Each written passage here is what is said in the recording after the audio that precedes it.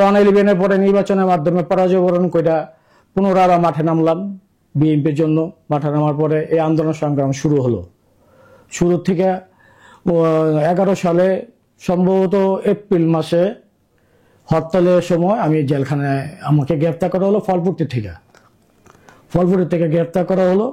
গ্রেপ্তারের মাধ্যমে আমি প্রথম এই আন্দোলন সংগ্রাম করতে গিয়ে জেলে গেলাম।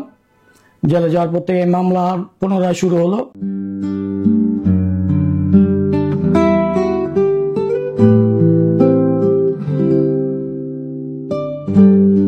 তারপর তো আসলাম গেলাম জেলে যাওয়া আসা হঠাৎ করে 12 সালে গেলাম, 13 সালে গেলাম, 14 সালে গেলাম, 15 সালের 11 তারিখে রাত্রে আমাকে অ্যারেস্ট করা হলো 2 নম্বর গেট।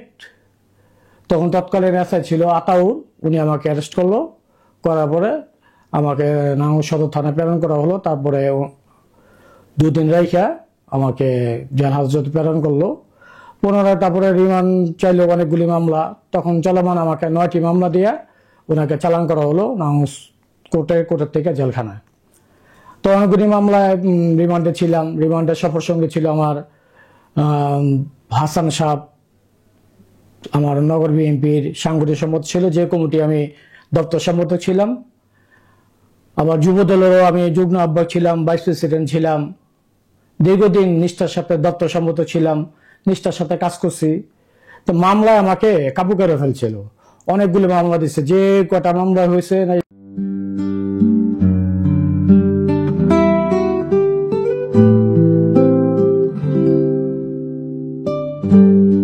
সদর থানায়, প্রতিটা মামলায় আমাকে ফতুল্লা থানায় এবং নাঙ্গল সদর থানায় সব মামলাতে আসামি করা হয়েছে। বিদায় আমার জেল এবং পলাতক জীবন দিয়েই এই 16 বছর প্রায় 111-এ দৌড়াদৌড়ির উপরে ছিলাম। প্রায় 16 বছর অতিবাহিত হয়ে গেছে আন্দোলন সংগ্রাম করতে গিয়ে।